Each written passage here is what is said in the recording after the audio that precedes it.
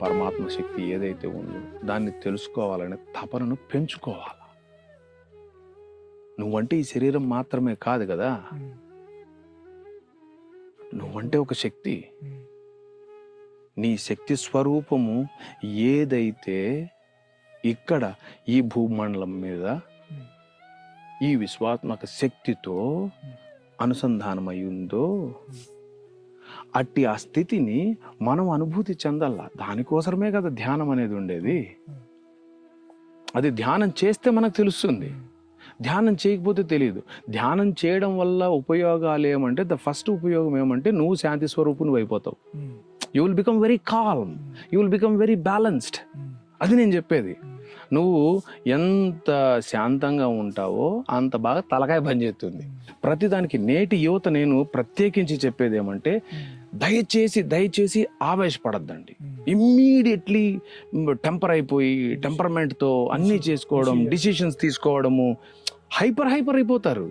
నేటి కాలం యువత చాలా హైపర్గా బతుకుతున్నారు. అలా హైపర్గా బతకడం వల్ల మీరు జీవితాలనే కోల్పోవాల్సి వస్తుంది. ఒక్కొక్కసారి ఫ్యూచర్ దెబ్బతింటుంది, భవిష్యత్తు లేకోకుండా అయిపోతారు.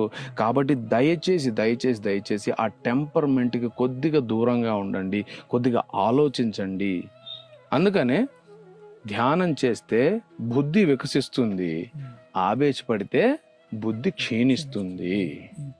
Simple point.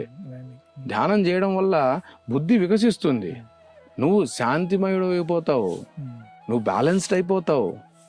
నీకు ఏదైనా సరే కాన్సన్ట్రేషన్ పవర్ పెరుగుతుంది, నీ ఫోకస్ కూడా మంచిగా ఉంటుంది, నీ లక్ష్యం క్లారిటీగా కనిపిస్తుంది. నువ్వు ఏమి, నీ బలమేమి, నీ బలహీనతలేమి, ఇవన్నీ నీకు మంచిగా తెలిసిపోతాయి.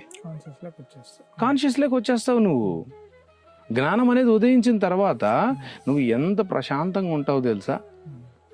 నీలో ఉండే ఆ ప్రశాంతత నీకు దగ్గరగా వచ్చిన వాళ్ళకు కూడా ఆ కిరణాలు సోకి వాళ్ళు కూడా ప్రశాంతంగా ఫీల్ అయిపోతారు. వాళ్ళు కూడా చాలా హాయిగా దోస్తుంది.